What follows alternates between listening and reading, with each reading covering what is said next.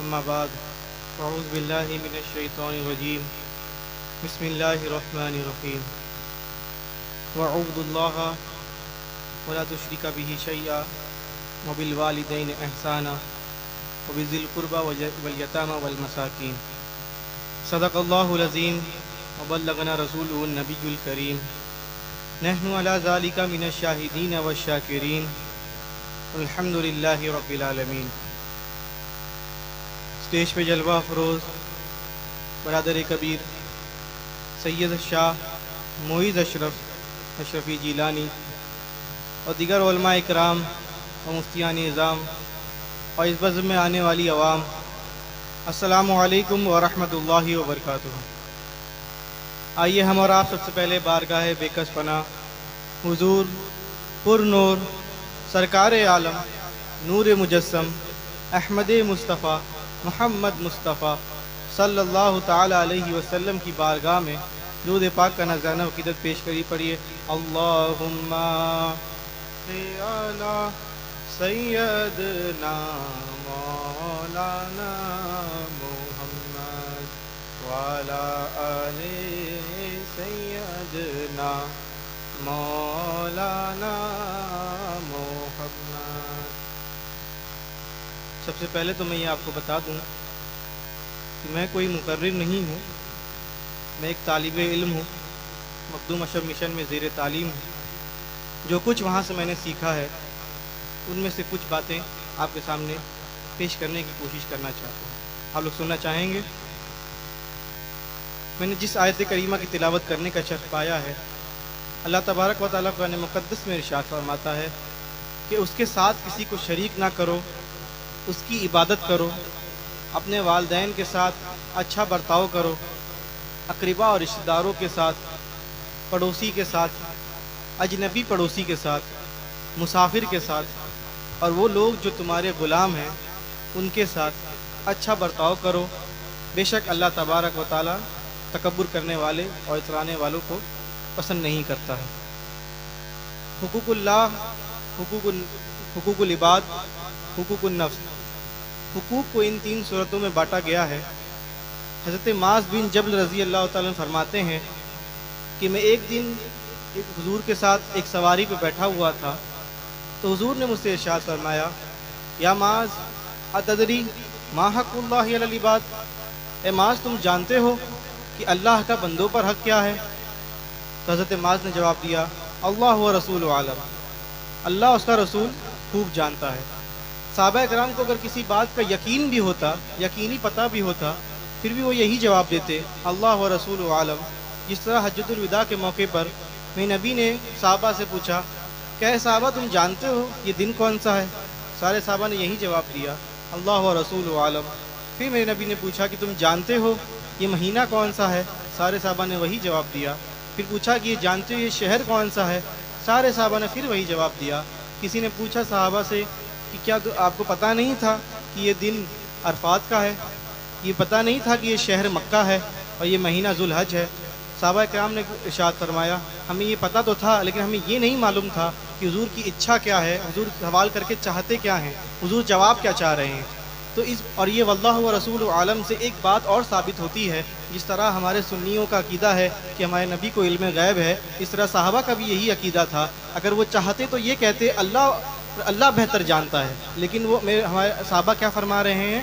اللہ و رسول عالم، اللہ اس کا رسول خوب جانتا ہے۔ اور عالم جو ہے اس میں تفضیل ہے، جو خوب جاننے کا مطلب ہوتا ہے، اس کا معنی ہے کہ بہتر جاننے والا، خوب جاننے والا، زیادہ جاننے والا۔ تو اس سے ثابت یہی ہوتا ہے کہ جس طرح ہمارا عقیدہ ہے اس طرح صحابہ کا بھی عقیدہ ہے کہ حضور کو علم غیب تھا۔ خیر یہ بات تو الگ ہے۔ میں یہ کہہ رہا تھا کہ جب حضرت معاذ نے جواب دیا تو میرے نبی نے ارشاد فرمایا کہ اللہ کا بندوں پر حق یہ ہے کہ ان یعبدوا اللہ ولا تشرک بہ شیئا، ان یعبدوا اللہ ولا تشرک بہ شیئا۔ اللہ کا بندوں پر حق یہ ہے کہ اللہ کے جو بندے ہیں اس کے ساتھ کسی کو شریک نہ کریں اور اسی کی عبادت کریں۔ پھر حضرت معاذ سے میرے نبی نے پوچھا کہ اب بتاؤ بندوں کا اللہ پر حق کیا ہے؟ تو حضرت معاذ نے وہی جواب دیا، اللہ و رسول عالم، اللہ اور اس کا رسول खूब जानता है। तो मेरे नबी ने इरशाद फरमाया, अल्लाहु ला युअज़्ज़िबुहुम, कि अगर कोई शख्स अपनी अकीदे की सेहत के साथ नेक ज़िंदगी गुजारे तो उसका हक़ ये है कि उसको जन्नत में डाला जाए और उसको अज़ाब ना दिया जाए। तो ये हक़ अगर कोई शख्स तब है जब अगर कोई मुसलमान इस तरह का अमल करता है, तब उसका ये हक़ बनता है कि वो जन्नत में डाला जाए। इसके अलावा और भी हुकूक़ अल्लाह के हुकूक़ हैं, लेकिन आज का मेरा उन्वान हुकूक़ुल इबाद है। सौम सलात, नेक अमाल, हुकूक़ुल्लाह की अदायगी की बहुत बड़ी फजीलत है, लेकिन अगर कोई शख्स हुकूक़ुल इबाद से अपने आप को महरूम कर ले, अपने आप को दूर कर ले, तो वो दीन की बरकतों और दीन की रहमतों से महरूम हो जाता है। जैसे कि एक औरत का तज़किरा किया गया मैं नबी की बारगाह में, सहाबा इकराम ने नबी से पूछा कि या रसूलल्लाह, एक औरत है जो नमाज और रोज़े तो कसरत से करती है, लेकिन अपने पड़ोसी, अपने भाई, अपने वालिदैन, अपने शौहर के साथ अच्छा बर्ताव नहीं करती, अच्छा सलूक नहीं करती, तो बताइए उसके लिए क्या आपको कहना है? तो मेरे नबी ने इरशाद फरमाया, वो औरत जहन्नमी है। इसी तरह मेरे एक और औरत का तज़किरा किया गया और कहा गया कि वो औरत तो रोज़मर्रा की नमाज़ पढ़ती है, लेकिन अपने वालिदैन के साथ, अपने शौहर के साथ, अपने बच्चों के साथ, अपने पड़ोसियों के साथ अच्छा बर्ताव करती है। तो मेरे नबी ने इरशाद फरमाया, वो औरत जन्नती है। तो हुकूक़ुल्लाह की बहुत बड़ी फजीलत है। वालिदैन के हुकूक़ हैं, बच्चों के हुकूक़ हैं, बीवियों के हुकूक़ हैं, गैर मुस्लिमों के हुकूक़ हैं, यहाँ तक कि जानवरों के हुकूक़ हैं। वालिदैन के हुकूक़ से अल्लाह तबारक व तआला ने इरशाद फरमाया कि वालिदैन के सामने उफ़ तक ना करो। तो उलमा इकराम, कुरान की आयत है, उसका तर्जुमा बता रहा हूँ। तो उलमा इकराम उसकी तफसीर में लिखते हैं कि उफ़ का मतलब ये है, उस तकलीफ़ का मतलब, उफ़ मतलब तकलीफ़ ना, ऐसी कोई बात ना कहो कि जो तुम्हारे वालिदैन को कोई तकलीफ़ पहुँच जाए। तो उसका मतलब वो एक मिसाल दे के बात समझाते हैं उलमा इकराम। वो मिसाल ये है कि अगर तुम्हारे वालिदैन बूढ़े हो जाएँ और इस कदर बूढ़े हो जाएँ और किसी बीमारी की वजह से उनको बोलो दराज उनका लैट्रिन बिस्तर पे हो जाए, तो उसकी बदबू से, उसकी जो बदबू आएगी उसकी बदबू से अपना मुंह ना कवर करो, अपना मुंह ना ढको, अपना मुंह ना बनाओ, कहीं उसकी बदबू तुम्हारे मुंह बनाने से, तुम्हारे मुंह ढकने से तुम्हारे वालिदैन को कोई तकलीफ़ ना पहुँचे। इस कदर वालिदैन का ख्याल रखने के लिए कहा गया है, इस कदर वालिदैन की हक़ अदा करने के लिए कहा गया है। और इसी तरह पड़ोसियों के हुकूक। और एक बात और बता दूं कि जिस तरह वालिदैन के हक़ हैं, उसी तरह औलाद के भी हक़ हैं। वालिदैन पे भी ये फ़र्ज़ है कि अपनी औलाद की अच्छी तरबियत करें, नमाज की तरगीब, नमाज के लिए उसको तरगीब, नमाज सिखाएं, दीन सिखाएं। अगर ख़ुद दीन नहीं जानता तो पहले ख़ुद दीन सीखे और अपने औलाद को दीन सिखाए। और इसी तरह पड़ोसियों के हुकूक हैं। एक सहाबी हैं हज़रत माविया बिन अब्दा, वो रसूलुल्लाह सल्लल्लाहु अलैहि वसल्लम से पूछते हैं, क्या रसूलल्लाह पड़ोसियों के क्या हुकूक हैं, हमसायों के क्या हुकूक हैं? तो रसूल ने इरशाद फरमाया कि जब वो बीमार हो जाए तो उसकी तीमारदारी करो, और वो जब मर जाए तो उसके जनाजे में जाओ, और जब वो कर्ज़ मांगे तो अगर और तुम कर्ज़ दे सकते हो, इस लायक हो कि तुम कर्ज़ दे सकते हो, तो उसे कर्ज़ दे दो। और एक जगह और इरशाद फरमाया कि जब वो उसको कोई खुशी पहुँचे तो उसको मुबारकबादी दो, उसकी खुशी में शरीक हो।